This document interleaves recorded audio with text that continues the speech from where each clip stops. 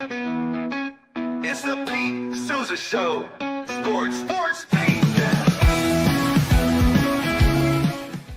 Nobody tells our stories better than our clients. The difference is stark.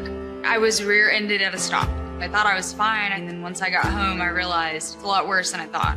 I ended up having a ruptured disc. You say you're not hurting, and then an hour later, you're saying you're in all this pain. I just felt like most people would think that I was lying. And that's when I decided to call Daniel Stark. I owe a lot to Daniel Stark. They really got me what I deserved.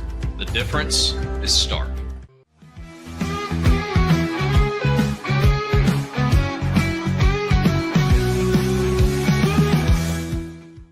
We definitely love our relationship and love Extraco. It's been an amazing experience. They made the PPP process easier. They were reaching out to me saying, what can I do to help you? That made a huge difference because my stress level, when we shut down, to afterwards was night and day. Our experience with Extraco has been phenomenal since the very beginning, so we love Extraco.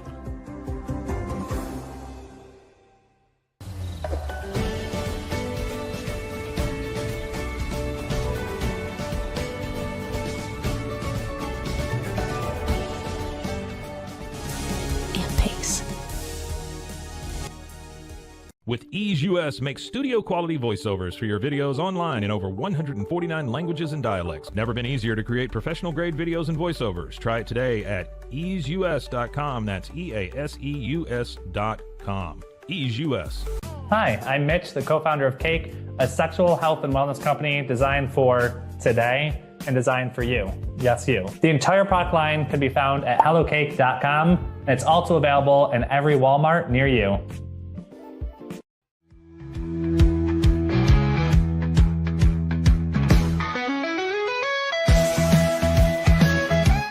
Send money abroad in just a few steps with Remitly. Sign up with your email, enter an amount, choose how your loved ones receive the money, enter your recipient's information, select a payment method, hit send, and relax. Download the Remitly app today. Tervis is all about staying hydrated. Each product is built to last and comes in endless designs to match your personality. Stay refreshed and express yourself with Tervis. Visit tervis.com today and find your perfect tumbler. Looking for tickets to the hottest shows, games, and events? Ticket Liquidator is your one-stop shop for great prices, no hassles, and guaranteed tickets. Whether it's sports, theater, or concert, for the best seats at the biggest events, start with Ticket Liquidator today at ticketliquidator.com. Ticket Liquidator. The You Like Air 3, launched in 2023, ushers in a new era of sapphire ice cooling technology, offering nearly painless hair reduction in just 3 weeks. That's ULIKE.com. You Like.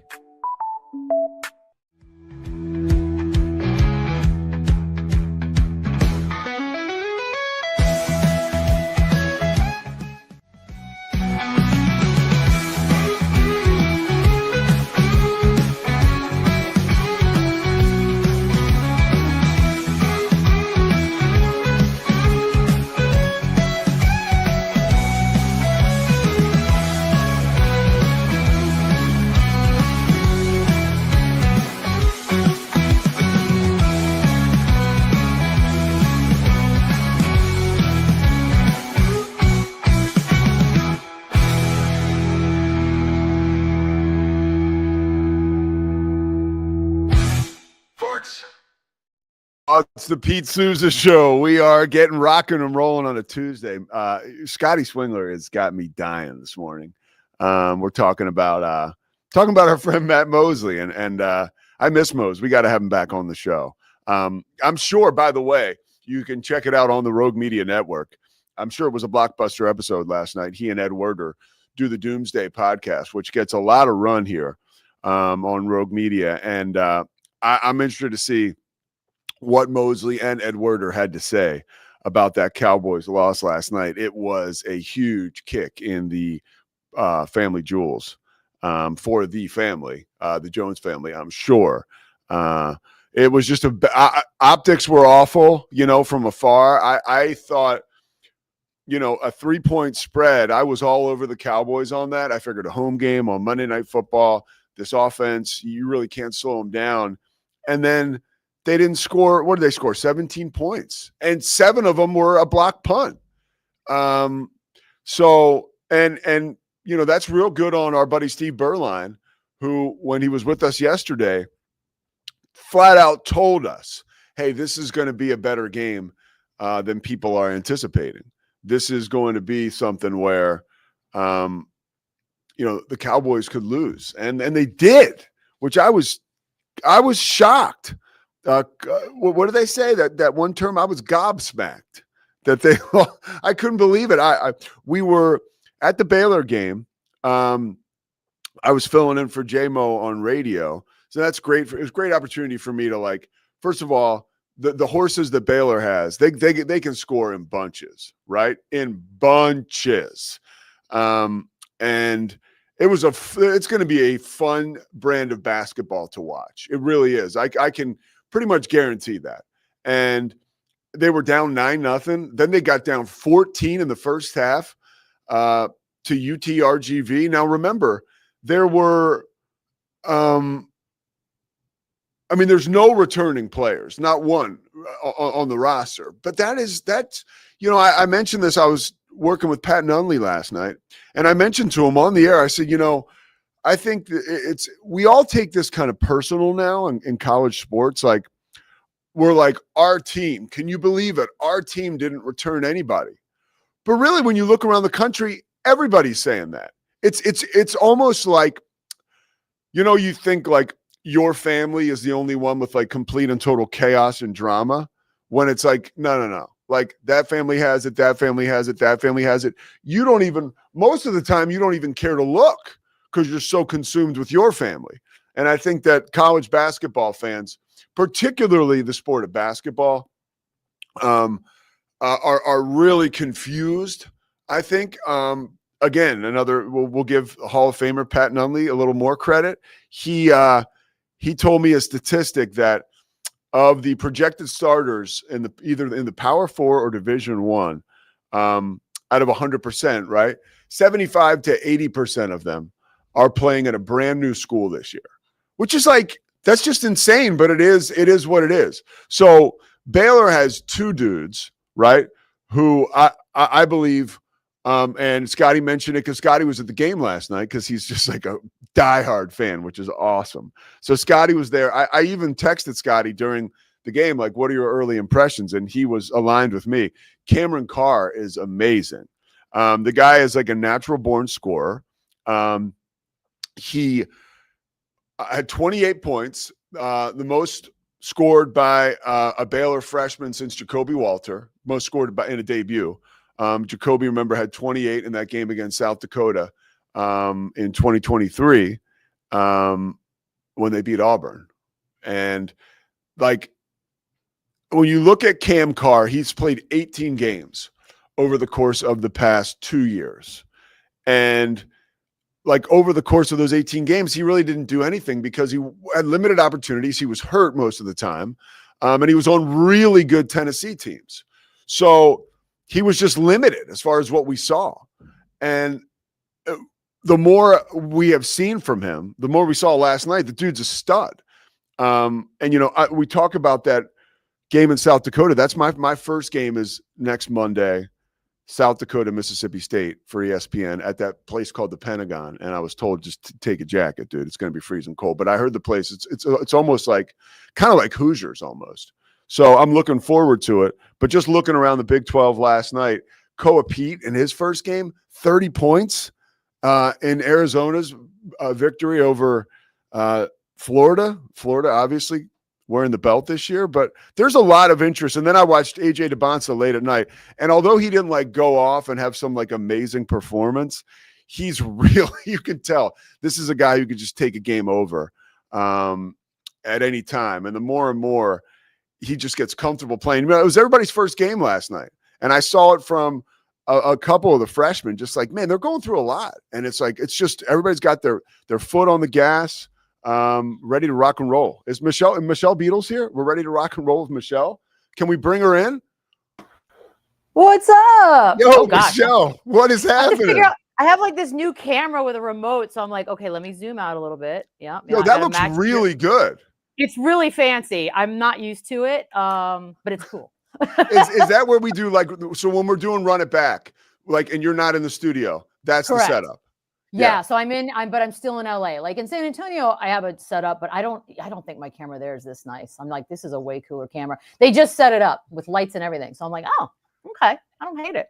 So when you go to San Antonio, do you stay with family there or do you stay? No, I bought a house there during COVID. So I just, I know a COVID home buyer. It's shocking. It's so weird. But yes, I did that. And I keep it because honestly, it's kind of nice to have like somewhere in the world you can just always go to. I dig that. Yeah, that's pretty awesome. And back home, back to your roots. Exactly. I get my breakfast tacos on. I get my routine. It's nice. Well, we're in Texas here, and of course we miss you. It's your 4th season on Run It Back, by the way. On FanDuel. And that's a show, by the way. You could tell, the chemistry is so right there. And you guys, it's a fun watch. The more and more you see Boogie Cousins on there, it's like you feel like it's a kind of like a family reunion almost. You really do. You know what? I really appreciate that. As you know, like doing this little dumb industry that we've chosen, chemistry is the hardest part if it's not there. So when it is, I don't take that for granted. But Chandler is legitimately like the moronic brother. I have a brother, but he's not even as bad as Chandler. And Lou, I have grown to just love. My dad loves him. Like he's great. Boogie's such a cool addition because he's polarizing. Like it's weird. People either hate him or love him. And he's admitted it. He's got one of those faces where if you don't know him, you're like, oh, why are you so mad? He's not mad. He's just got that face. That's kind of awesome. What do you guys collectively feel like? I guess I'm talking to you, so I'll ask you, what's the biggest story in the NBA this year? The most compelling story for you? God, I hate to sound like such a homer, but the Wemby thing is big, right? I mean, they lost a game, so it took a little bit of that shine off. Things will even out, I suppose, but Wemby's a big story. Injuries, unfortunately, have started off kind of a weird stretch here at the top of the season. I think Luka's revenge tour, which I personally think will never end. That kind of a breakup is you just don't ever forget. So I think that will always be something fun to watch. It's Philly. I think Philly's a cool story because they're doing it with or without Joel. And I think that's something to keep your eye on. I mean, who doesn't love Tyrese Maxey? And I love a good quote unquote out of nowhere rookie story. I don't think he's out of nowhere in VJ Edgecombe. I just think so much attention was placed on Cooper Flagg that we completely forgot to look at anybody else. So that to me is, I like that story as well. You're connected with people in San Antonio. How do they feel about like Wemby? Do they feel like a contender right now? So my new goal in life, I did not realize that, sometimes when you live in a bubble like we do down in San Antonio, you assume that the whole world knew that after the 2014 season and another banner, that the race for Sace was an immediate, like we're all in, right? Like we know down in San Antonio, like hashtag race for Sace has been a decade old. I did not realize the rest of the world was not up to date on that. So every time I bring it up, they're like, what are you talking about? It's legitimate down there. And I think for first time, long time, Spurs fans are stoked again. And look, they don't go away. I mean, as a fan of that team, you don't really go away, but it's been a pretty long drought, at least by championship team standards. So yes, you see it in the crowd, getting there early. You see it in the jerseys. I'll tell you where I really see it is when they go on the road. There are quite a few Spurs fans in every arena right now, and that has not been the case for a minute. So that to me is a pretty telltale sign. What's the one skill for Wemby, if you could add to his game right now, that you think he needs to kind of take himself to the next level? I think the hardest thing for him, being that sort of a physical presence, is going to be to put on more and more muscle. I know he did. I know he's gotten stronger. We all are aware of sort of his off-season antics and everything he did and just how serious and intense it got. But he's going to have to figure out a way. Look, no one's going to be Giannis. That dude's been like chiseled out of marble. But the idea that you can put some of that kind of strength and muscle on, that you can bully people, man, if he could get that down, it's unstoppable. Where are you guys at? Like when you build your show out, right? Yeah. Like you know that like a LeBron topic is probably going to move the needle. But like right now, the dude's never irrelevant. But he's not playing. He's got back issues because as I'm learning, old people have back issues. Like that's what sciatica means. It means your back hurts. My mom struggles with sciatica all the time. So do I. But like, What do you think is next for LeBron? Like, legitimately, like, is this his last season? Will next year be his last year? What does the future hold? Where does he retire? Like, any of your top of the mind thoughts on this? God, I don't think this is his last. I think if we've learned anything about LeBron, like he really, and I'm not even trying to be snarky about this, but like the dude craves the attention, right? Like I don't think that he's going to Tim Duncan his way at the end of a season and just go off quietly into the sunset. No chance, no way. So we will know when his last season is upon us. There will be announcements, but I do think this will be interesting when he returns. I don't know that we've ever even had the opportunity to have the old generic conversation of how does so-and-so fit in when he comes back into the game. We've never had that discussion about LeBron James. He's always been there. So all of a sudden we're having that, like, okay, well, when he comes back, is Austin Reeves now the number 3? That's a crazy conversation that's actually being had right now. So look, it's LeBron James, and it's not like last season were throwaway numbers. He was very much a very relevant part of that league and producing. So I think it'll be exciting when he comes back. When he comes back, though, I don't really know. As you know, as we all know who've suffered any kind of back issues, it's the gift that keeps on giving. Someday you think you feel great, you wake up tomorrow, you can't move. Like it's a tough thing when your body starts to do that. But I think what they're putting on the floor now, look, they won a game last night. Granted, it wasn't a big game, but all 3 guys, Austin Reeves, Luka, LeBron, nobody played, and they still won. I think having Luka on that team puts them in a pretty good position that when he does return, they're very much going to be in the hunt in what is a almost impossible Western Conference situation. So it's crazy that we're still having this conversation 21 years in. But Michelle, what does that look like when LeBron comes back and he has to fit in? You know, that's going to be interesting because the dude's got a huge ego. Yeah. And I'll be so interested to see, can he just kind of mold right in there so we've got a team environment so he's putting the team first and not himself? It's going to be super interesting. It's going to be. I think it will. Look, I don't like to watch Lakers game necessarily. Like if I can choose other ones, but you have to. I mean, you really, if you're going to do this for a living, you got to. I think Austin Reeves will naturally defer and sort of take a backseat. You know, you got guys like Jake LaRavia, who none of us knew. I think Anthony Edwards was totally in line and asking who the heck is that. But yeah, it'll be interesting to see. I think it's Luka's team first and foremost. And we saw a little bit of that play out last season. I think it's going to be fine. I think LeBron is a pretty great team player. And I think he wants another ring. I mean, that at the end of the day is sort of the whole point of all this. And I think he realizes that as well.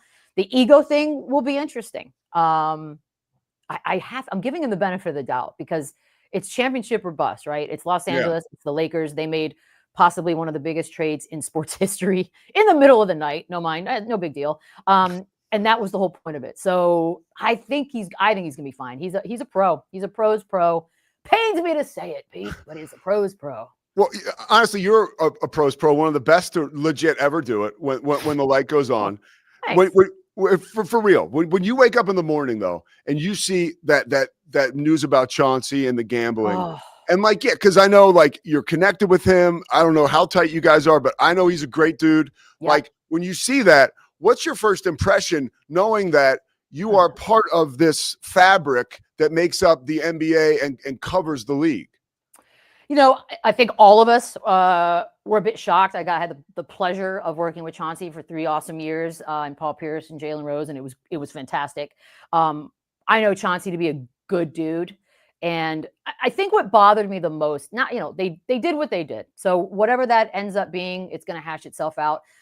I think when you sort of got into the weeds of actually reading a lot of the actual words in these indictments, especially in Chauncey's case, it was such a, and I'm not trying to make excuses, but it was such a minimal amount in comparison to the $7.5 million that was being discussed. And the idea that they got perp walked and nobody else did, that didn't sit well with me. It's never going to sit well with me. I have my inclinations on why some of these shows are so much more bright when they when the government wants to put on a show, they have an interesting way of doing some things. And so this was one of those. I hated it. There were 34 dudes arrested and we saw 3. So I'm like, okay, well, that's kind of weird. I'll be curious to see how it plays out. But it's derailed everyone's lives. Lessons will have to be learned for hopefully future humans moving forward. But yeah, I don't like anything. I don't like anything about how any of it went down. And I'm disappointed in Chauncey and being in that position in the first place, but more so how it was handled. And it's super weird for us. Like I was at our like ESPN seminar for college basketball, and we're asking all the questions. And I said, hey, where are we at with, and I asked it much nicer than that, but I was like, hey, but where are we with point spreads as far as like talking about games, like, you know, on a network like that, like if it's a 25-point spread, I'm going to say heavy favorite, but like, are we moving in a direction where we're just going to start saying the number? You know, it's so interesting. And what do you think about that, covering this sport? Like, you know, you're on FanDuel, you're on a bunch of other stuff, but like, obviously, like, and we have gambling promotions here, but like, where is the right relationship for that stuff? See, that's the thing, right? Is when you let the toothpaste out of the tube, it's real hard to go back. We're all either, like you said, I work for FanDuel. And if you don't work for one of the entities, you're being sponsored by one of the entities. I mean, ESPN has their own entire betting thing. So it is a very fine line that we have kind of made for ourselves that I'm not sure, because, you know, on the one hand, I think to myself, you know what, everybody's an adult, you know, live your life, just be responsible. But I realize how unrealistic that is to say out loud. And then when you get into the sort of the integrity of the leagues and the integrity of the sport, it's look, we're hypocritical. I mean, at the end of the day, it's hard for, as a league with a straight face, to sit there and demand one thing or say one thing. And on the other hand, be like, okay, well, we took $1 gazillion from all of these different companies. I know this. I'm so glad I don't have to make these decisions, because I do think that we're really caught in a bizarre vortex right now. And you know, you can forbid players to do a lot of things, but as we all know, somebody's not going to listen. And that's definitely a chance and a gamble, no pun intended, that you're making with your entire career. And I could see why some of the 12th, 13th, 14th men on a bench, or, you know, looking at football or baseball, they don't have as much to lose monetarily in contracts. So it would probably be a little more tempting. I don't know. I think what's interesting, though, is that, you know, in the case of that Terry Rozier, and I will say this was a silver lining, if you wanted to find one, was the idea that the gambling book is who red flagged it. And I thought, okay, so maybe some of those implements that they've made, those instruments that they put in there to sort of self-govern, are actually beneficial. I was shocked by that. And I thought that was kind of an interesting part of that story. I don't know, man. You're not stopping gambling. This thing is way down the hill. I don't know. Well, you know, like, especially like, think about when you were working with the Nets, like you're on the road with them, you're privy to all kinds of information. It was when I was doing PR with the Sixers. And now, we didn't have the ability, because I was a straight knucklehead back then. I didn't have the ability to just go on my phone or text somebody, hey, put this bet in. It would have been a whole long chain of events, which I didn't even have the facilities badly. to put that together. Yeah. But now it's so easy. I mean, think of all the information you're exposed to when you're embedded in a team like that. Something is going to have to change, I think, but I guess we'll just have to see how it goes. I know, I'm with you. It definitely feels like something has to change. I think all of us sort of feel that, but I think it's the question of how you do it it's virtually impossible. I mean, look, Pete, I think this every Super Bowl. I'm like, yo, if I'm singing the national anthem at this, if I'm Chris Stapleton, and I know I'm going to go tell my friend to bet $5 million on the over of how long I sing the anthem for, because I'm going to go over. Like, I always think that, but at the same time, like, I'm also not I'm not a big gambler. I joke about it. Like, I play slots in Vegas and I think it's hilarious. But I don't really, like, I can't even use the apps because I'm in California. We don't have access. So there's a part of me, I think that's why I'm so lackadaisical about it. Cause I'm like, well, it doesn't really tempt me. So I don't care as much, but I realize that's not everybody. Some people are very tempted, and that's where you got to figure it out. All right, I got one more question for you, topical, and then I just got some questions about you because I have you here. Okay. Beadle and Decker coming back. Unceremoniously left the airwaves in June. I was like, what the hell happened? Because same. Like, how did you guys find out about you were going to be off Sirius, and then how did you put a plan together to say, hey, this show, because you guys had a lot of loyal listeners and people were pissed when that happened. Look, I got a text the day before from one of the bosses, and it was just simply like, and then it turned into a phone call, and it was simply like, hey, we're going to make some changes to the afternoon lineup, but we really don't have information on who, what, or when, which I thought was weird, but I was like, okay. And the way that conversation was left, it was like, all right, we're just going to figure out another window for you guys, or, something like that. Because like you said, we actually had built a pretty decent listening base, Yes. which I thought was kind of cool because that channel is those guys that have been on that channel have been there forever, and their fan base is very loyal, and it's sort of it's an interesting demo. Like, it's not my normal demo necessarily. So I was like, okay. Fast forward to the next morning, and there's a Hollywood Reporter thing out that's like Stephen A. Smith is taking basically our window. I was livid, as one could imagine. My feelings for that person are not a secret. It really wasn't cool to not give us any kind of a heads up. We were told specifically, like, there would be no press about it, that nobody, and then this guy goes on like a tour and goes on Howard Stern and everything. So I'm just like, yeah, I was listening to Stern in the morning. That's how I found out. I was like, whoa. Samesies. But the best part I think about it, and I don't know if this was ignorance or just like, hey, I don't know, but we then went on the air for the next 2 days. I think it was like a Thursday, Friday, and I thought that was insane. I don't know if anybody's ever been fired before, but like at ESPN, for example, if you decide to leave, whether on your own or you get fired, you're pretty much escorted out immediately. Like, there's no kind of, it's very rare. They put us on the air for 2 more days. I'll say this, like, yeah, we could have gone scorched earth. We didn't have to. All we did was open up the phone lines, which we did anyways every single day, Monday through Friday. And the callers just sort of did their thing. And it was one of the most organic, beautiful roasts I've ever been a part of. And I feel very clean. Like, I feel like, oh, I didn't make it dirty and messy. It was just sort of, that's how they felt. We treated it like therapy, and that was it. And as far as what we're doing now, like, I will say this about Cody Decker, man. Look, I got a day job, so I'm just like, all right, things are going to be fine. But Cody, like, this was something that we were building, and we had these intentions of, like, hopefully doing it for a really long time. He's come back out here to Santa Monica, where his mom lives, and has turned her outdoor, like, pool house situation into a legitimate studio, like, all on his own, built this thing out. We've got a producer in Shane Reardon out of Chicago. We've got his kid, Rocky Carnahan, who's like helping. Nobody's getting paid. None of us are making any money. But we loved the show and we believed in it so much that we're like, let's just try it. We'll put it on YouTube. We'll put it wherever we can. We'll do an hour a day and see what happens. And so, like, I've never been a part of something where you don't get paid like that, not since my intern days. But I'm proud of it. And so I just feel like, yeah, let's see what happens. Worst case, nothing. Best case, something. And that's kind of where we are. I love it. All right, here's a couple, like, whatever. If you want to call it a speed round, it's kind of lame, but love this. All right. Somebody hands you a blank calendar for 2026. What's the first thing you're doing to carve out time to do? Dang, like on a vacation, you mean? Yeah. Like, give me a couple things that you're carving out. Like, okay, like, forget about work. I need to do this, this, and this. Okay, well, I'm going back to Croatia. It's travel. Honestly, it's going to be travel. That's the answer for that. Croatia is one of them because I loved it so much. But there's a long list of places I've never been that I need to hit up, like Japan and Iceland and places like that. So I'm just like, it's travel, 100% easy.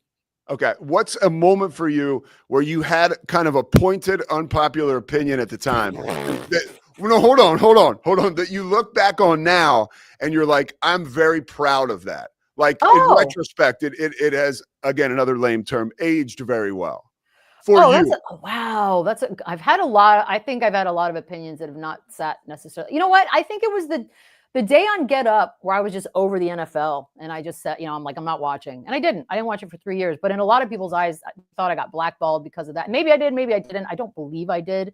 But I think that was one that, like, I think the NFL, while I enjoy watching it again, there are a lot of parts of it, especially in that window of, like, sort of the way women were being treated, whether it be via the players and how that was looked upon, Kaepernick, like, there were so many stories at the time that were just distasteful. I stand by that. What's a hard moment for you that you had on air that you really learned from and you were like, wow, that made me better? God. Well, I don't know if it made me better, but you ever had, vocal or verbal mishaps are a big one because honestly, it's the brain, and you just, once it's out, it's out. I think those are pretty bad. This is so funny because it goes way back to my Nets days, and Lawrence Frank was the coach. And I remember they were on, like, pretty bad. They weren't great. It wasn't a good team. And I said something about a collapse. I used the word collapse. To this day, would you know, and it's been almost 20 years, I was reprimanded for using that particular word, collapse. And so now I find myself, like, because you're working for the team. Yeah, I was like, flinch. But obviously, we use it all the time in sports. And I don't work for a team anymore, so it's a thing. But I'll never forget that feeling of like, good Lord, I think I just said the worst word you could ever say, and it stuck with me for real. That's how I got to meet you when you were with the Nets. I didn't put your name on the media list, so you would have to come ask me where you were sitting. And then I was like, I'll put you. Rude. And then I was like, yeah, okay. I'll say we put you next to Sussman. So we put you right at the scores table next to the bench. It was all good. All right, last question. Social media. What do we do? You're pretty good. Like if I'm calling a game and I'll check afterwards, like, how did I do? Right? It was just stupid. And somebody will say, like, if I get like, who the F is Pete Sousa? And that's all, I'm like, well, that's great. I did okay. You're super famous. You get a lot of interaction and you'll weigh in a lot. I'm like, wow, like you go right in there. Yeah. Where does that approach come from? I don't do it like I used to. It used to affect me a lot more. I mean, God, Lee, I think in the days right at the height of Sports Nation, I think probably bothered me the most because you can get 100 positive. This, you can get 100 positive comments, but the one negative one's the one that kills you. You're like, I will never. I'm going to fight this person.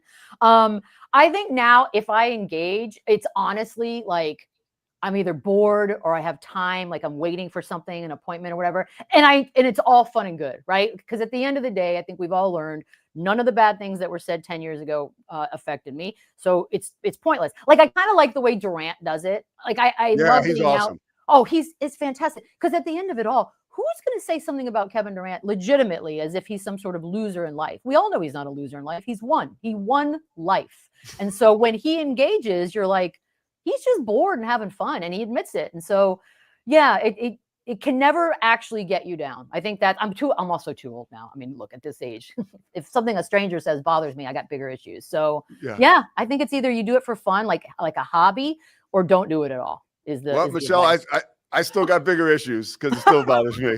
All right, Michelle Beadle, you're the best. Check her out, run it back. Beadle and Decker's coming back. Seriously, you're the best at what you do. Thank you so much for taking time. I know how busy you are. No, thanks, man. I'm glad we made this work. Yeah, you got it. Take it easy, Beats. Michelle Beadle, legit one of the best to ever do it. And I always say this, is more sourced up than she lets on, which is super cool because it speaks to her humility.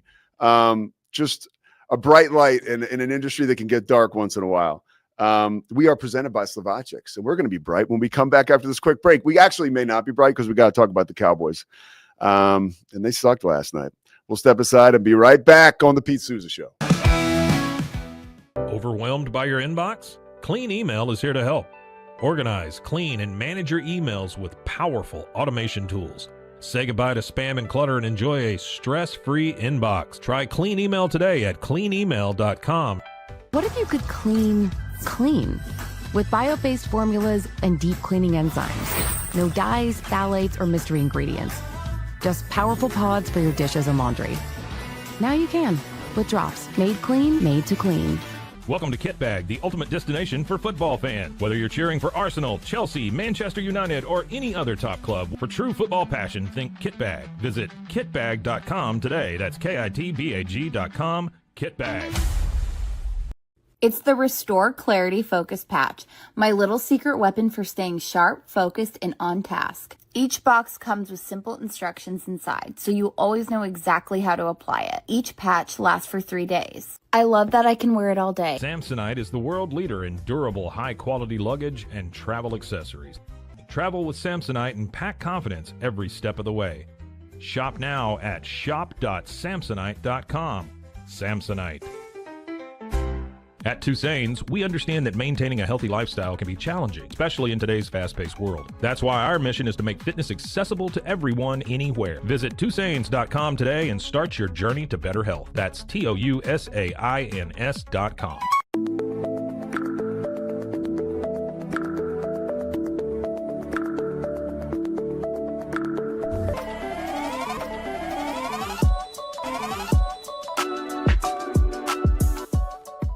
A house is a property, but we live in homes. Home sweet home. Homes where the heart is. We aim to deliver the best home buying and selling experience so you can spend less time real estating and more time living. Unlock a world of convenience with Mullybox, your one-stop solution for personalized subscription boxes delivered right to your door. Each box is tailored to your taste. Mullybox.com. That's MULLYBOX.com. Better sleep, inspired by nature. Your back, hips, and shoulders will fall into perfect alignment in any position, meaning that you get deeper, more comfortable rest. Visit ecoterrabeds.com. It's the Pete Sousa Show. Sports, Pete. Welcome to Market XLS, your all-in-one Excel solution for investors.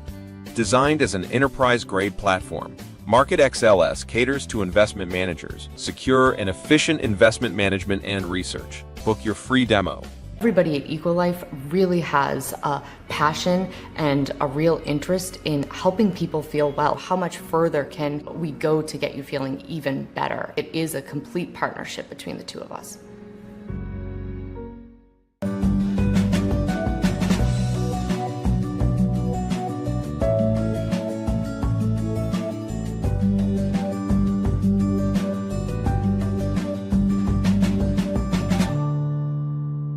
So all you have to do is tap your Popple to the back of someone's phone, like that, and they instantly get your social media and contact info right on the screen. They don't need an app or a Popple to receive your info. So get your Popple today and start impressing everyone you meet. Make it pop.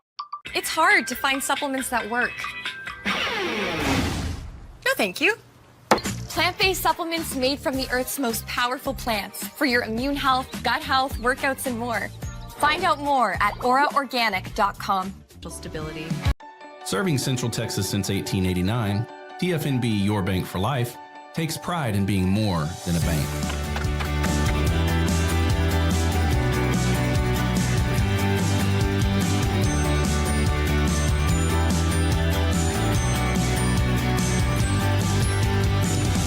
At TFNB, we remain committed to these principles.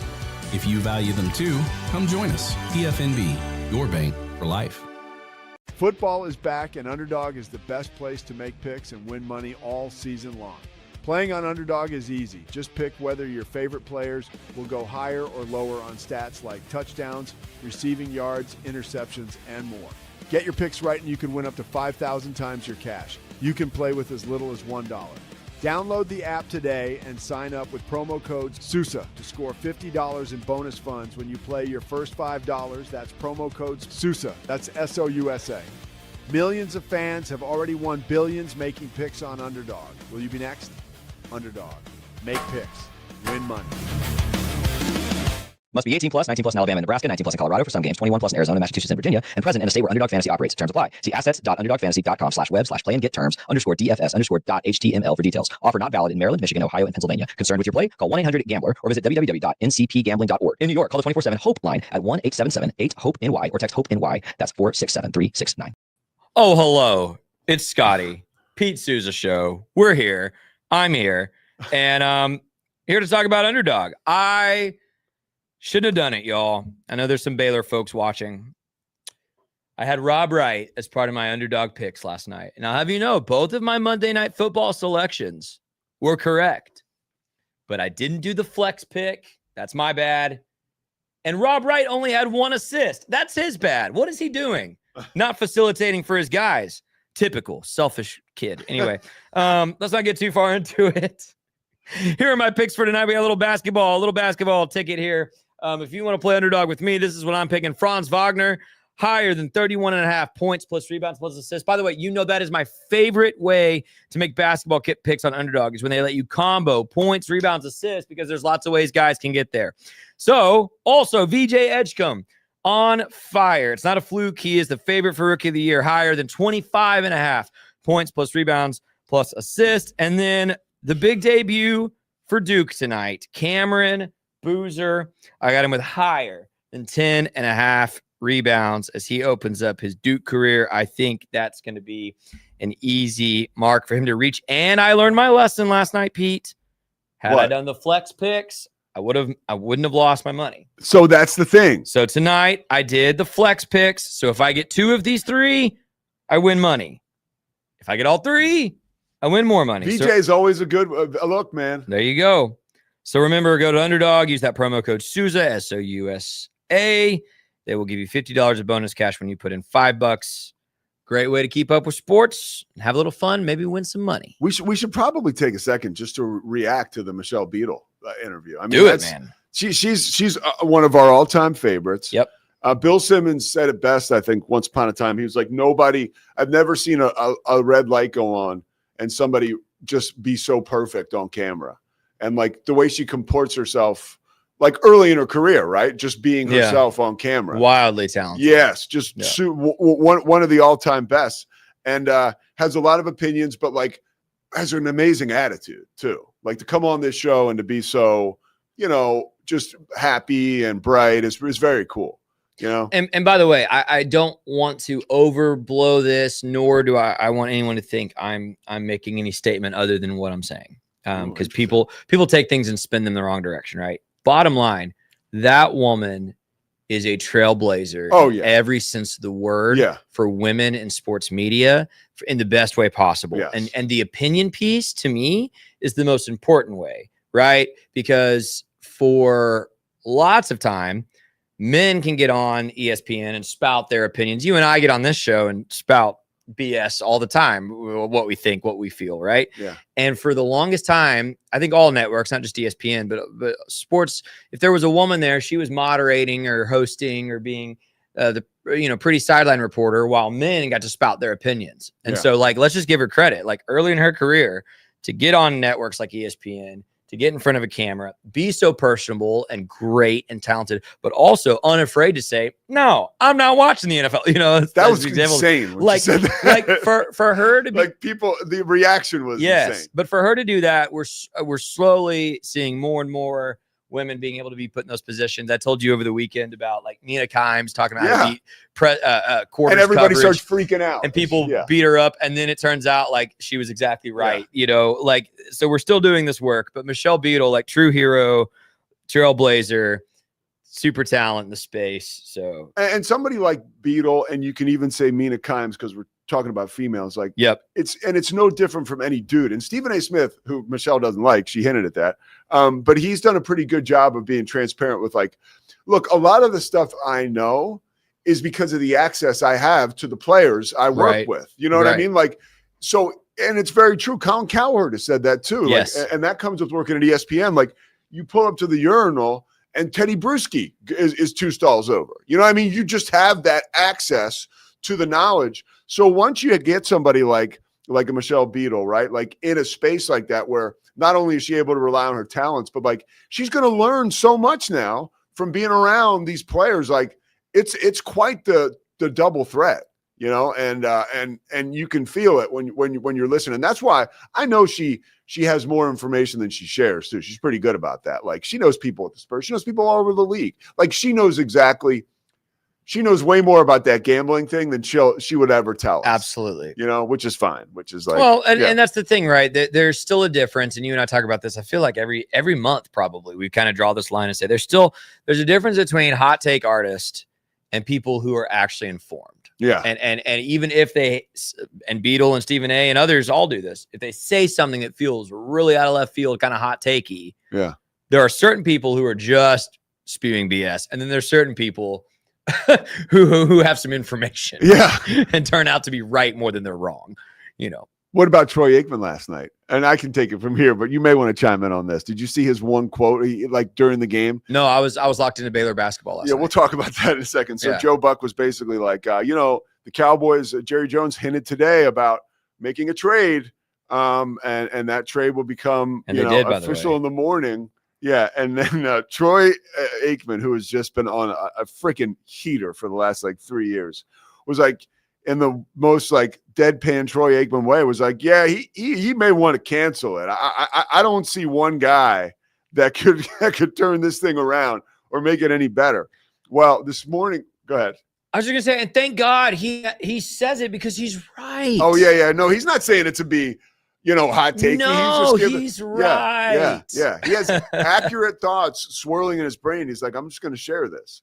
And the trade was for Logan Wilson. Yep. Right.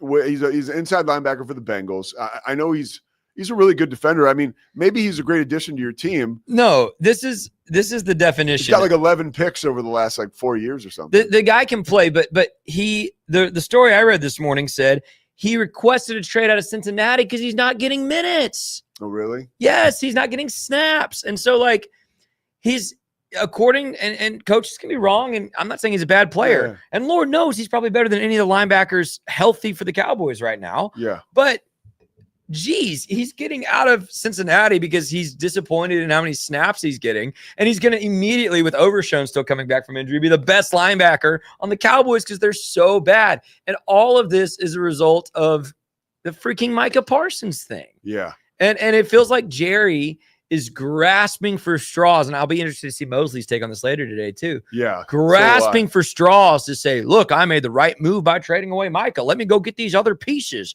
And it's like you're getting bad. Like Logan Wilson's not a bad piece. You're getting very Logan Wilson, Micah Parsons. There's a discrepancy there. You're not making up for trading away one of the best pass rushers in the NFL. Yeah.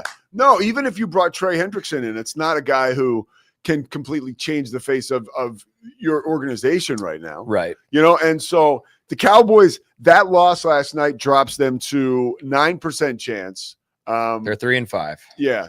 As far as making the playoffs is concerned, and whatever machine that percentage was pumped out of, it's probably much better than my brain. But and you've talked about it. Their upcoming schedule is rough, dude. Like, it doesn't get any easier for the Cowboys. You're right down the line from Thanksgiving, where you're going to be playing let's just look at their upcoming schedule. Okay. Yeah. They got the Raiders. That should be a win. Yes. But then you got Philly. That's a home game. Maybe I'll try to go to that. And then you have Kansas City at home. So those are 2 losses. Yep. Lions, loss. Yep. Minnesota, maybe a loss. Chargers, maybe a loss. Then Commanders and Giants. So maybe you can tack on 2 wins at the end of the season. But yeah, man, it's not looking good. I mean, there's not a lot of 4-5, wins, and not a lot of obvious wins left on that schedule. And by the way, we said that in the preseason when we thought they might be like a 500, slightly above 500 team. We're like, man, they're going to finish at 7-10. Yeah, probably. Yeah. And you compared them to Baylor. Yeah, and you pointed out the difference is I thought Baylor had a roster that could be at the top of the Big 12. I've never bought into this Cowboys team, especially with the Micah drama going on and then trading him out. Yeah. But they are the same in that if your offense is going to occasionally just pop off because you've got so much talent, and you're going to be able to outscore anybody on a random Sunday. If you're Dallas, if you're Baylor on a random Saturday, you've got enough talent on offense. You know, Dak and George Pickens and CD Lamb and Javonte Williams, like that core is going to put up points. Yeah. But if they don't, like last night, they struggled. They're hosed because their defense can't stop a breath out of someone's mouth, let alone a competent football player, let alone a backup quarterback. They love losing to backup quarterbacks this season. So. All right, look, and we're gonna transition on to Baylor and Big 12 hoops. You might as well stay here because you were at the game as well. Yeah. Baylor basketball. What do you give? And I know you got. Well, I'll tease it for you because I'm such a team player. Yeah. You're going to give a report card on Mosley's show later. I am. On. If you're a Baylor fan, tune in to Matt Mosley show today at 1:00 right here on YouTube. I'll do a report card for all the players. Mosley's the man, member of the Rogue Media family. Also, check out the Doomsday podcast if you want more on that. Mosley was at the Cowboys game. I was at the Baylor game. So we're gonna. That's cover pretty the good combo. There you go. So your grade for the overall team? C+. Yeah. It was a really, really discouraging effort on defense. And listen, college basketball teams always don't look sharp their first game. There's always kind of this is a unit. This is a team that has not all played together. Even when they were in Europe over the summer, you had Michael Ratai playing for Germany and Tunde Yesufu obviously wasn't playing for Team USA. Yeah. So this is a team that I think I anticipate will drastically improve over the next 2 months before conference play. But they really got to figure it out on defense. I mean, and it really didn't look like we don't have guys that can defend, because I think they've got guys that can defend. Yeah. Especially on the ball. And they forced some turnovers and transition, but like just looked lost, man. Like they looked like they didn't know what they were doing half the time, especially in that first half. And I'll give Rio Grande Valley credit. They shot 49% from three. Is that right? Well, no, but they shot 49% from the field, but they were like 42% from three. I was gonna say they were over 40% though from three too. Yeah. So like they were shooting the And ball they lights shoot a out. shitload of threes. Crap load. You know, so credit. Chris doesn't want to get crap. Little Michelle Beadle moment Yeah, there. yeah. You know, Exactly. so great, great potential, but definitely some. And by the way, Scott Drew said all the things I just said with you on the post game show of like, hey, we got to play defense. Like that was rough. Like, you know, they're aware. You cannot play. You cannot play D. If I want to give Scott Drew credit for something, it is he is very adaptable on defense. Every one of his great Baylor teams has done something a little different on defense. He's done a 1-3-1. He's done a 2-3. He's done man. He's done box and one. I've seen all of these defensive alignments from him, depending on his personnel, depending on the opponent, depending on the season. Yeah. So they will find a way to be minimally competent, if not good, on defense. I will tell you the one thing that worries me about this team's ability to reach its ceiling. They really need Jeslyn Bodo to be healthy. I think that team, they started what was essentially a guard and four wings. And then Caden Powell would occasionally come in and play as a smaller center. Yeah. They really, I mean, they missed it last year when Ojanua got hurt. They really, Scott Drew teams thrive, whether it's Freddie Gillespie, or if you want to go way back to like when I fell in love with Baylor basketball, Josh Lomers and Mamadou Gian, like they thrive when you've got a 7-foot guy taking up space in front of the rim, because then, you know, they can play that aggressive on-ball defense because they got the guy in the back end. They don't have that guy right now. And Jeslyn Bodo, when you brought him in from Stony Point, he's not coming in to be a scorer. He's coming in to be a rebounder and a shot blocker. And, you know, his health is in question. They don't know if they'll get him back this year or not. This team, it's crazy, dude. This team, I'm probably overreacting to game one. Yeah, but I think this team we're fans. I think this team could win a Big 12 title if he's present. Yeah, they can, and I don't think they can if he's not. If you can score 95 points, you can play. You have clearly you can play defense. Like you have it in you. You know what I'm saying? Like they've got the guys. They have the athleticism. Like Tunde is like a nightmare. By the way, you want to hear fake news? Like I'm excited about Tunde. Don't get me wrong, but this is on the Sporting News site. Anthony Edwards' doppelganger. Yeah, everyone thinks just he's like Anthony the Edwards. Timberwolves star in Baylor debut. Like what, dude? No, he didn't. Like okay, no, he didn't. Like I watched the game. I Yeah. called the game. Like he looked great at times. That headline sucks. Yeah, and it's a clickbait. Yeah, and I'll tell you something. After the game, and Scotty, you were gone. Scotty stayed till the end of the game. But after the game, you know, we do a post-game show. So we talked to Coach Drew, and then we talked to Obi Agbam, who was like amazing, right? Just such a great dude. He played great. Yeah, he played awesome. When they were on the ropes early, they were down 14 in the first half. Him and Cam Carr just kept making big shot after big shot. Cam Carr. Now, if you want to read a headline or overblow somebody this morning, Cam Carr is your guy. Yeah. Right? There you go, Liz. That was a little wordplay for you by accident. Okay. But Cam Carr was your guy. Like the thing about Tunde, and here's what I loved. Okay. He showed glimpses of obviously the reason why, you know, Paul Biancardi comes on this show and is sky high about him, almost as excited as he was about AJ DeBonsa. But after the game, you know, Tunde missed his first 6 shots. So after the game, there's nobody left in the gym. And I actually put this up. I never do this because I'm not any kind of insider, but I was there. It was interesting. So I videoed it and put it up on Twitter. Dude, he's in full uniform, probably 45 minutes. I left and he was still shooting, like back out on the floor, which I'm like, oh, this is awesome. Like we got one of those guys, which is like, I'm telling you, they don't make every guy like that. That was a big misnomer when Adam Morrison came to Charlotte as the 3rd pick of the draft and was like, everybody was so excited. You couldn't get the guy to take but 5 extra shots after practice. Like he just wasn't wired like that. That just, maybe he did a ton of lonely work before he got to the NBA. But I can remember like Bernie Bickerstaff trying to get JB, who is now the coach of the Pistons, to be, he would be like, JB, like keep JB Bickerstaff, keep Adam after. I want you to shoot with him after every practice. And JB's like, yeah, fine. It was like hurting a cat, dude. Like JB could never get him in there. He'd always have to call him out of the locker room. And Adam didn't shower most of the time. So he was gone. Like after practice, he was gone. And he was notorious for not showering, like to the point where, if they had a back-to-back, we would, if you're traveling as a PR guy, everybody showers after the game, then you take the bus to the plane and you fly to wherever you're going.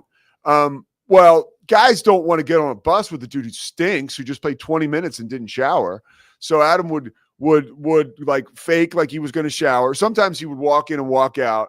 And there were other guys like Gerald Wallace and Brevin Knight would be like, dude, get back in there. Like you have to shower. This is gross, bro. Yeah, dude, it was kind of a deal. He did not want to shower. He didn't want, I can't see. What does that say?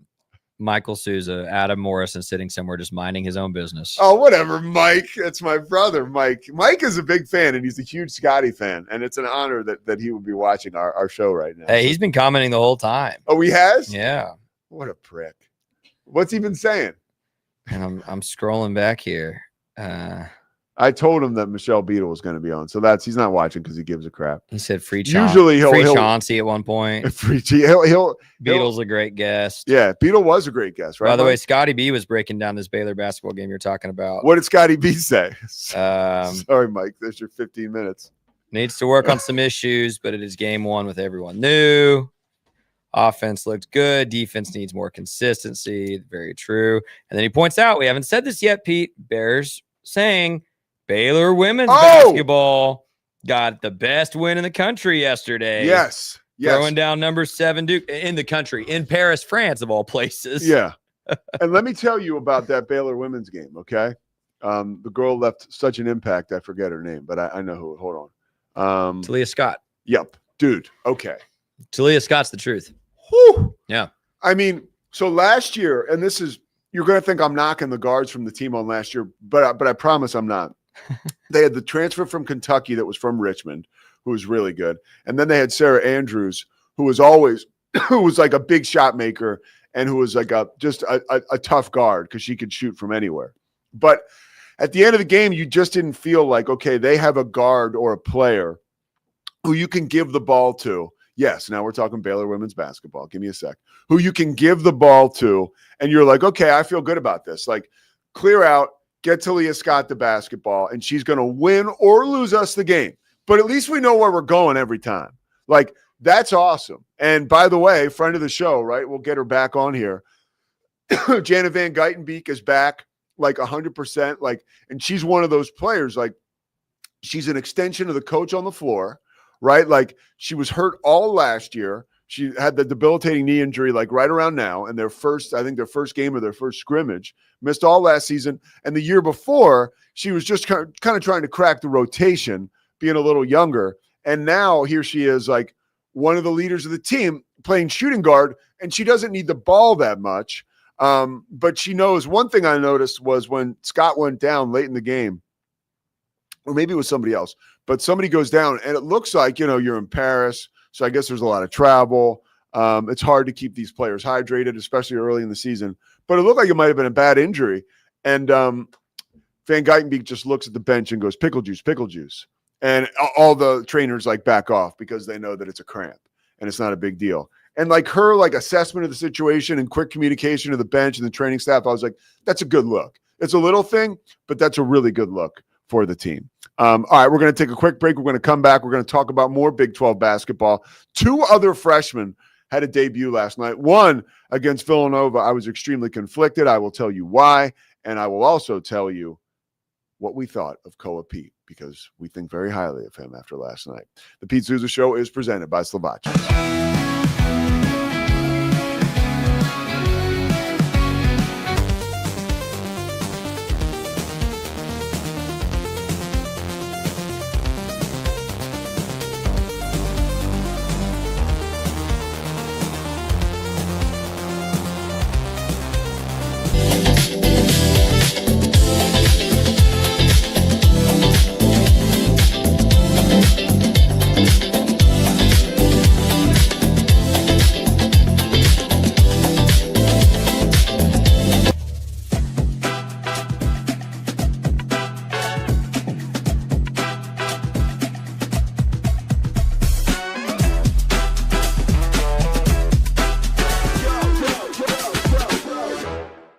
Scotty tells our stories better than our clients. The difference is stark.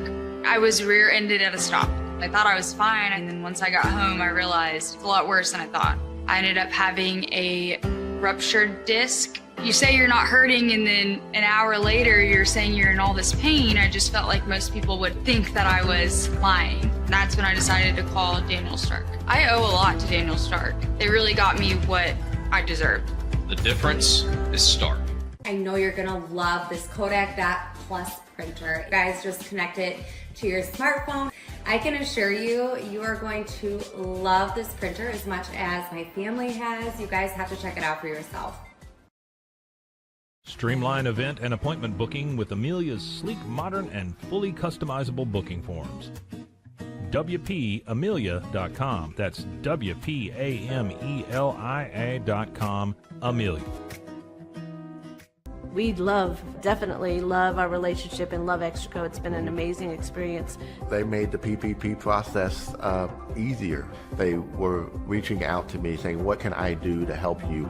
That made a huge difference because my stress level, when we shut down, to afterwards was night and day. Our experience with Extraco has been phenomenal since the very beginning, so we love Extraco. A journey into new thoughts, new cultures, new adventures. So what are you waiting for? Start your journey with Beadle now. Go to Beadle.com or download the app. It's the Pete Sousa Show. Sports, Pete.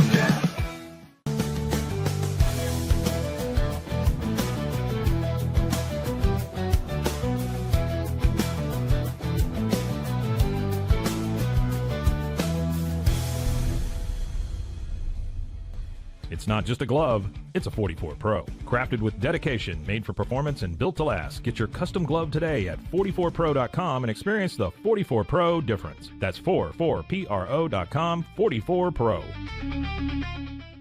Cleanse your body of accumulated toxins and embark on your wellness journey at your own pace. At Global Healing, we provide premium supplements to help your body heal naturally. Start your healing journey today at globalhealing.com and organichemp.com. Introducing Muck-Off's classic pink bike cleaner, powered by revolutionary nanotechnology that breaks down dirt and grime on a microscopic level while protecting your bike's delicate finish. us.muc-off.com. At 4U Health, we believe wellness and lab testing should be accessible, inclusive, and yes, fun. With our tech-powered at-home lab test, you save time and money while feeling your best. 4U Health. Visit 4uhealth.com today. Stability.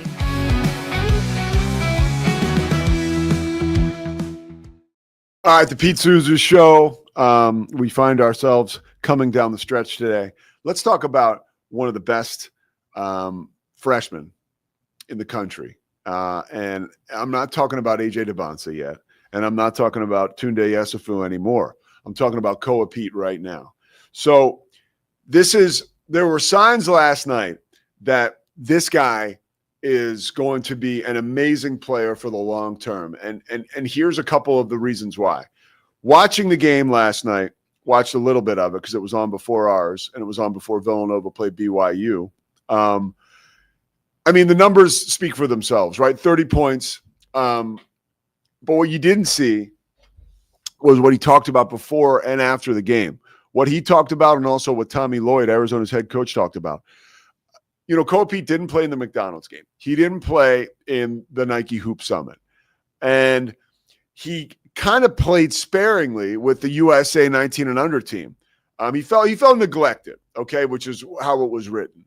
And it was written in a story with Hoops HQ, which I'm reading here in ESPN. He said before the game, I kind of feel like I've been forgotten.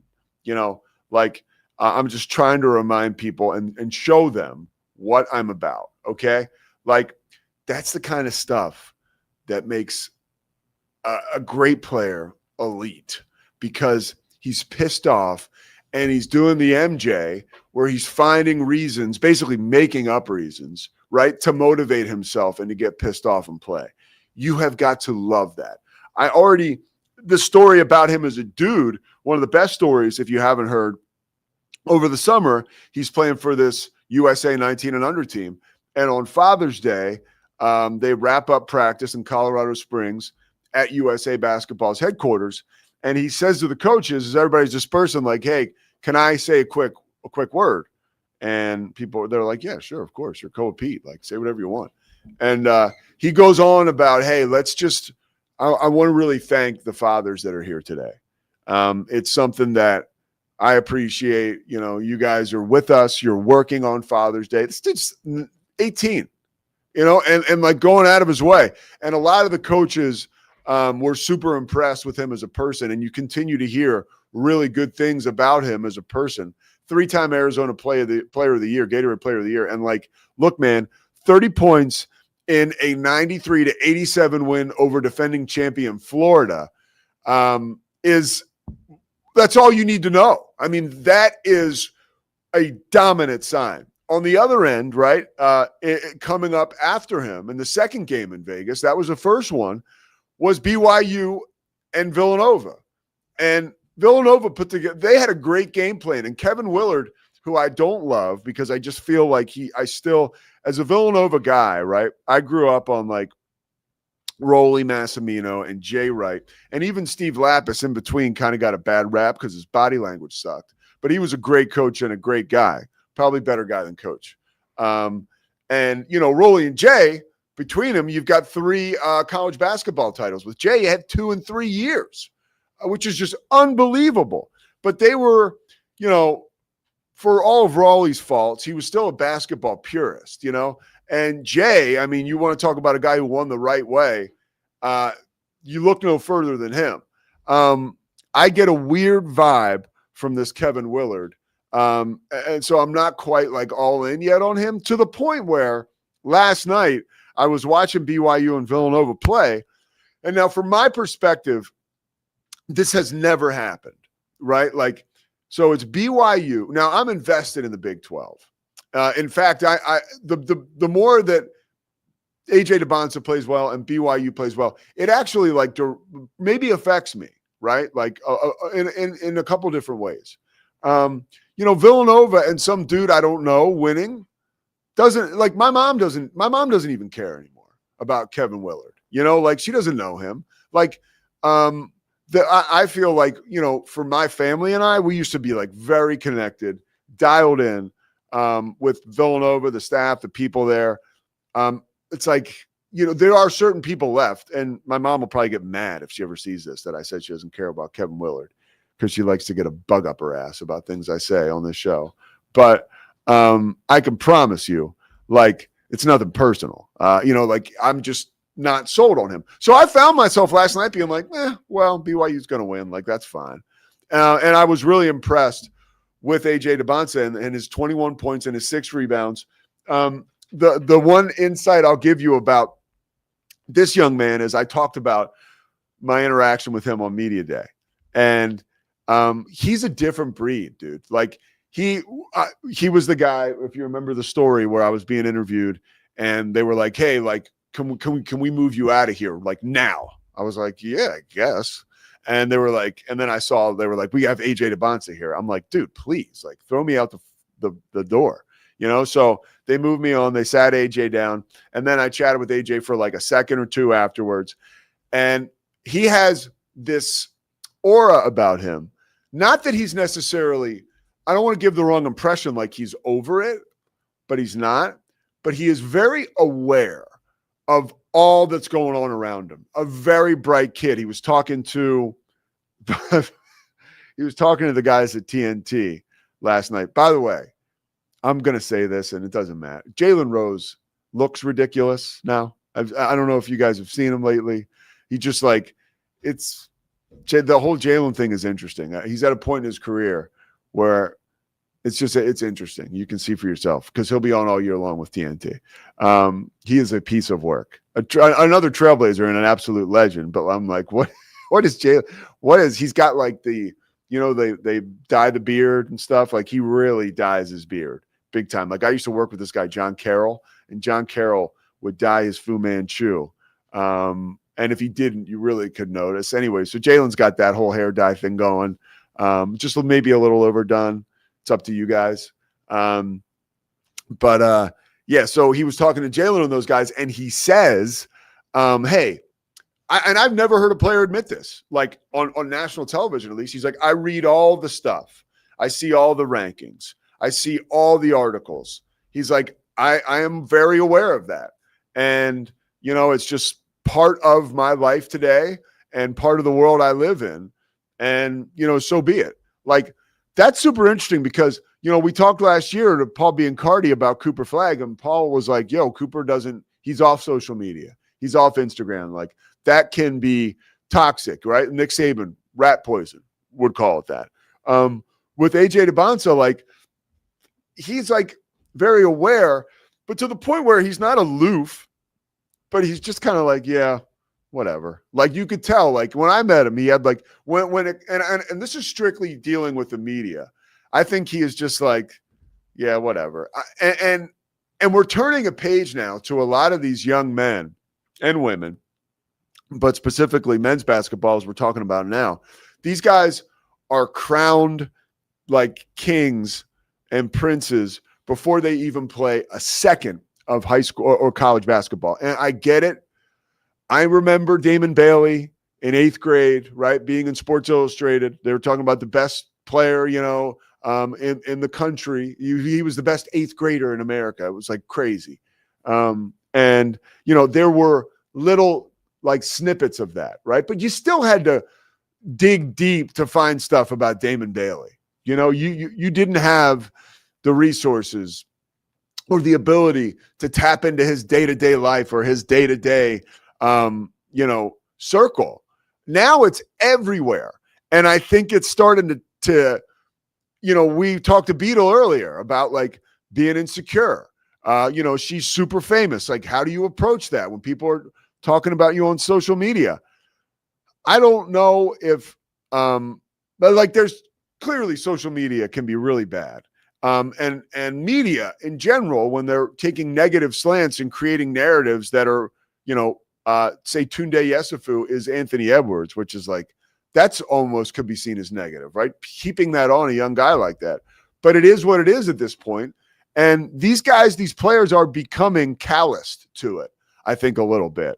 And I think like, because you see it, like you talk to people with kids that are teenagers, and it's like, dude, it is a jungle out there with this crap, this social media, and everybody's doing one thing, but now you're over here doing your own thing, and that can screw with the kid's head. Like, and who's to say that didn't happen to AJ DeBonsa when he was 12, you know, before he evolved into this basketball unicorn at 17. So like, these guys are familiar with this game and this charade. And I'm wondering if it's something that now they're sort of like, okay, like this is what it is. And, you know, I don't care, but I'm still consuming it all, which I was very surprised to hear him make that admission. But the one thing I was proud of as somebody who works for the Big 12 and will be hosting or taping another episode of Inside the 12 tomorrow morning, which airs in Big 12 markets all over the country. You can see it on YouTube TV and HBO Max. Like, it's great for the Big 12, dude. You got 30 points at a Coa-Pete and a victory over defending champion Florida.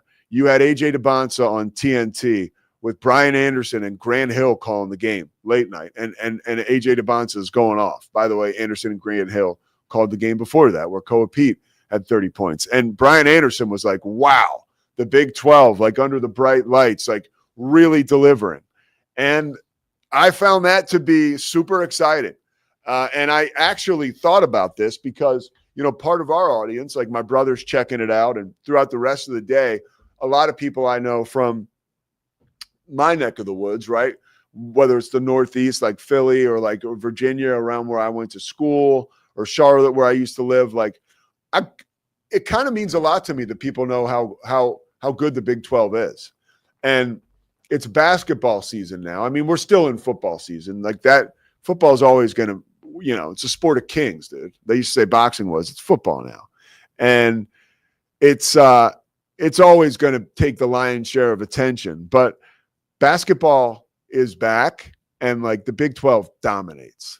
And it's super encouraging to see young guys take advantage of their moments early on.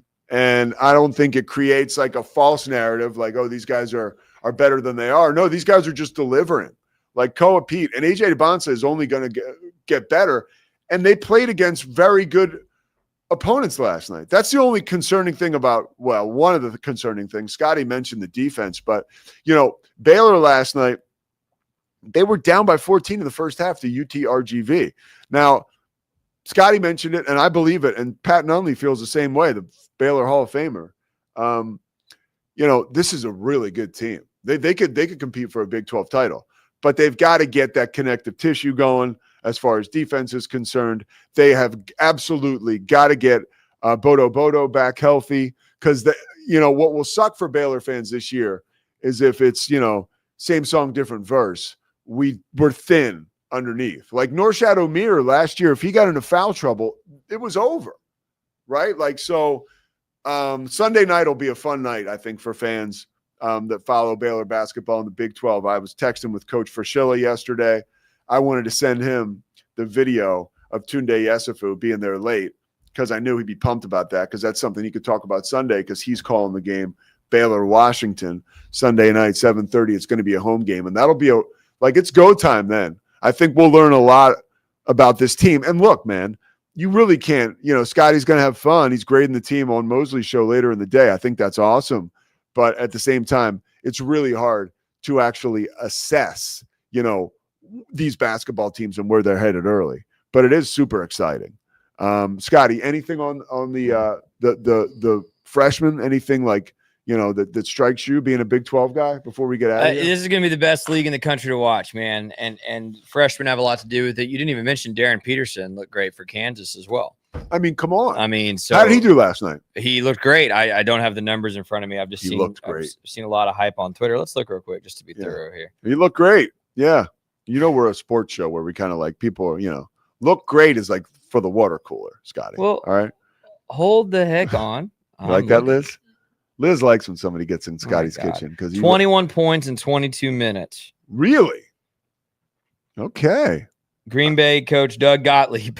Oh boy. What did he say? Said that was literally the easiest 21 points in 21 minutes of action. How did Gottlieb? They had a rough one last year. Dude, I'm surprised he's still coaching at Green Bay. You are? Yeah. They were so bad last year, and he was getting raked. And he's still doing a radio show. It's so crazy. Anyway, yeah, man, the Big 12 is stacked, and Koa Pete's a guy a lot of Baylor fans are familiar with, because he kind of who knows what a recruit's actual kind of second choice was, but Baylor was right there with Arizona State, one of his top three that he didn't end up committing to, and then you know, so a lot of talent, man. It's gonna be fascinating to watch. Not to mention, I mean, the guys that came back, like JT Toppin at Texas Tech. Like, this league is just. You know, in football, we talk about how deep the Big 12 is, and anybody can beat anybody, but you're not watching the best players in America. There are a couple, right? But you're not every week watching the best players in America play. Whereas with basketball, it is the best conference in America and the deepest conference in America. And you're going to have, I mean, it wouldn't surprise me if like a third of the lottery are these Big 12 guys you just mentioned. Yeah. Pete, DeBonsa, Yesufu, Peterson. I mean, there's a quarter of the lottery next. Cam Carr. Maybe. There's 5 out of the 16 lottery picks right there. Right. Can you do us one favor before we go off the air? Of course. I want you to give us a sneak peek. I want to hear your Cam Carr grade. Just give me your what grade did you give Cam Carr? Because he's doing this on the Mosley show later on today, guys. I have a full report card from the Mosley show. Okay. Cam Carr received the only A+. Man. He was the best player defensively. He was unafraid to attack the basket, shot well, led the team in scoring. Just looked like everything you want a superstar player to be. He played great. And the thing I loved about him, and I think Tunde will develop this as well. And I think Baylor fans were frustrated with VJ Edgecombe last year because I think it took him some time to develop. When Cam Carr had the ball, he knew he was the man. last night. Now you're playing UT Rio Grande Valley. We'll see if he does that against Washington Sunday. We'll see if he continues to play like that in Big 12 play. But at least last night, Cam Carr got the ball, and he was like, if he was on the defensive end, he was trying to outrun everybody in transition to the offensive end. If he's on the offensive end, he is like, if I've got a shot, I'm taking it. Yeah. And Baylor didn't really have an alpha like that last year until very late in the season when the light kind of came on for VJ. And it was like, oh, you're the alpha, right? It felt good. And that's what, by the way, that's why Koa Pete was so good too. It's that like, if I've got the ball and I've got a shot, it's mine. Yeah. Exactly right. And Yeah. Cam Carr was that guy for Baylor. I hope he keeps it. He gets an A+ from me. Yeah, I was so excited about like just watching him. And he literally, in a game where I came to see Tunde Yesufu, he stole the show. Yes. Like he stole the show. And there were a couple times too, which is super encouraging, where Baylor needed a stop and a basket, and he would take care of both. Yes. He would create the stop and then race to the other end of the floor and get the basket. I went to the game with my parents, and I leaned over to my dad at one point and said, what I love about Cam Carr is every time he's getting the ball on defense, he's pushing it. Yeah. He is sprinting down the court, trying to make a transition bucket happen. And by the way, if let's say Baylor doesn't get Joslin Bodo back, and you're going to ride this like all guards and wings and occasionally Caden Powell rotation, which is scary to me because it's too much like last season. Yeah. The way you're going to be able to beat teams is transition. It's going to be forcing turnovers on defense and turn those into easy buckets on the other end. And you've got the length and the speed and the athleticism across the board to do that this season. Yeah. And it starts with Cam Carr. There you go. Scotty, you can check him out today on the Matt Mosley Show. I got one thing we're going to close with. I need 5 minutes on this topic, and Scotty's not prepared for it, and it doesn't matter. So I've been watching on Hulu, and I was going to bring this up to Michelle Beadle because I'm always curious to see, like, because I think she's kind of dialed into pop culture and stuff. But I've been watching on Hulu A Death in the Family, the Murdaugh story. Murdaugh, Alec Murdaugh, whatever. I was working in local news when this shit happened, and nobody could. I heard the name 150 different. I heard Alec, Murdaugh, whatever. You know who I'm talking about, right? What a crazy ass story. I can tell you, having watched, and I actually was up so late last night. The Hulu, like, it's what do they call it? Like historical fiction almost. Like they say at the beginning, hey, like, some stuff is enhanced for the broadcast television side of it, but this is all true. What the Hulu show does a magnificent job of doing is turning the Alec Murdaugh character into it's spellbinding. He is turned into like a Tony Soprano anti-hero. Like he is the patriarch of his family. Ultimately, his dad and his older brother kind of lord over him. But he's the patriarch of his immediate family, no question about it. And he kind of rules with an iron fist. He's unpredictable. He's super shady, like out of control, bad guy. But you sort of root for him in a weird way because he has this charm and this charisma, and he's just up to no good. And you're almost like, it's almost like that show, like I Almost Didn't Get Caught, or I Almost Got Away with It, if you remember that, where you would watch, remember, Liz? And you'd always cheer for the person to get away with it, but they'd always get caught. Like, I find myself like, I got skin in the game rooting for this loser, right? Watching the fictitious portion of this. Or, they might tell you it's nonfiction, but whatever. It's based on a podcast about the story. I believe that the Hulu show is very, very close to what happened. But and I'm going to use this word, and I apologize. The real Alex Murdaugh was a huge pussy. Okay, like I've watched the documentaries. Everything I've seen about this guy is like soft as Pillsbury Doughboy from the outside all the way in, right? And a real bad guy, a bad guy.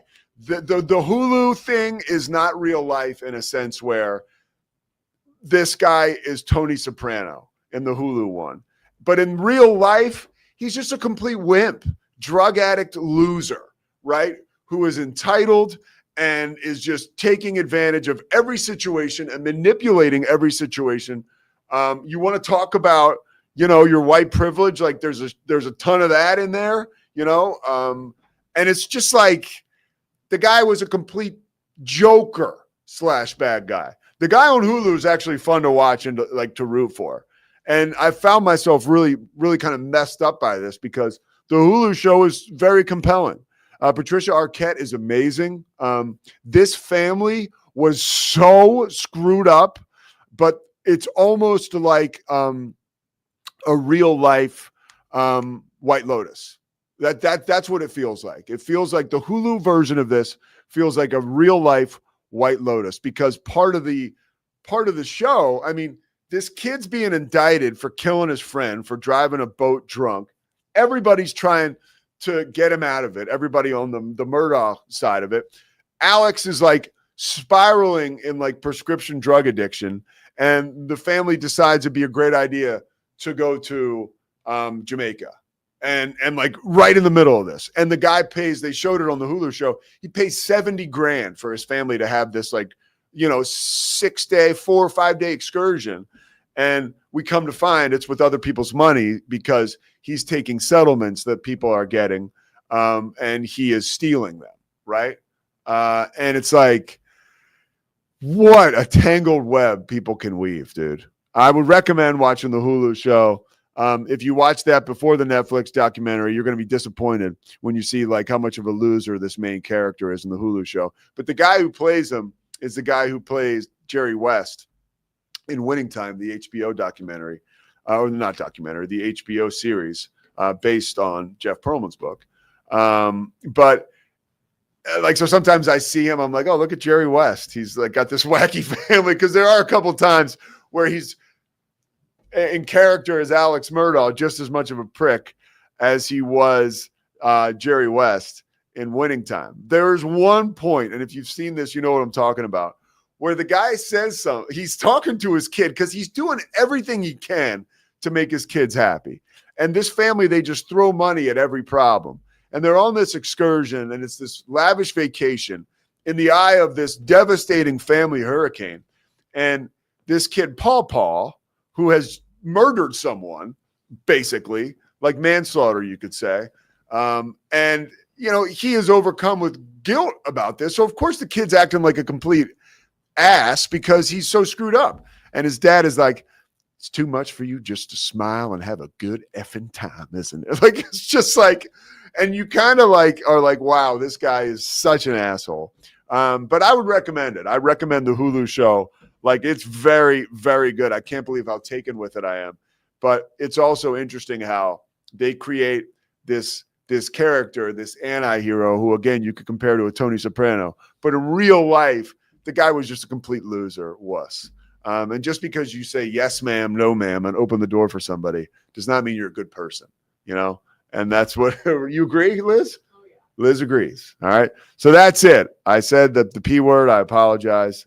We're presented by Slovacics. We'll be back tomorrow. Tomorrow's going to be awesome. We have Rich Podolsky on, who's going to talk to us about his new John Madden and Pat Summerall book. I've mentioned I read Rich's book. I didn't read it. I listened to it about the NFL Today show. It was probably I've listened to it more than once, and I can't wait to hear what he has to say about the Madden and Summerall book that's coming out. I heard him interviewed on Mad Dog Russo. I mentioned this yesterday. He was on for like an hour. We won't get him for that long. But the one thing that Mad Dog did not get into as much that we will get into tomorrow, Pat Summerall was a hopeless alcoholic and eventually did get sober. So, that's right in my wheelhouse. But like literally, Pat Summerall was calling games with Tom Brookshire. They would land in the city where they were going to call the game and would drink the whole time up until they got back home to wherever they were going. So you're talking like Thursday to Sunday night bender every weekend. And, eventually it killed Summerall because he died of a brain disease that doctors believe was created by his, abuse of alcohol, even though he was sober when he died. So I can't wait to talk to Rich about all that and more. The Pete Sousa Show presented by Slovacics. Thank you so much to Chris Visser. Thank you so much to Scotty Swingler. What does Mosley say? Thank you to Slovacics. We love what you do. Thank you to First National Bank of Central Texas. Thank you to Socorro Family Ford for putting people on the road. We love what you do. And Daniel Stark Injury Lawyers. Cheers. We'll see you guys tomorrow. It's the Pete Sousa Show. Sports. We definitely love our relationship and love Extraco. It's been an amazing experience. They made the PPP process easier. They were reaching out to me saying, what can I do to help you? That made a huge difference because my stress level, when we shut down, to afterwards was night and day. Our experience with Extraco has been phenomenal since the very beginning, so we love Extraco. Show. Sports. Nobody tells our stories better than our clients. The difference is stark. I was rear-ended at 70 miles an hour. I was injured, had a concussion. The insurance company, they delayed. They were playing games from the initial conversation. They weren't going to help me. The biggest thing I learned through this is that you can't go through this alone. I called Daniel Stark. They were going to help me and everything was going to be all right. Daniel Stark got me 10 times the insurance company offered. The difference is stark. Show. Sports. Our professionals are not only experts in managing urgent concerns, but also in providing top-notch preventative health care. We're proud to connect pet owners to a vast network of licensed veterinary professionals, ready to address any immediate concerns. Book your first appointment today. Nalgene Outdoor has been your trusted companion, fueling adventures and helping protect the planet. We're committed to reducing waste, improving access to clean water, and providing simple, safe, and sustainable products for you and your family. NALGENE.com.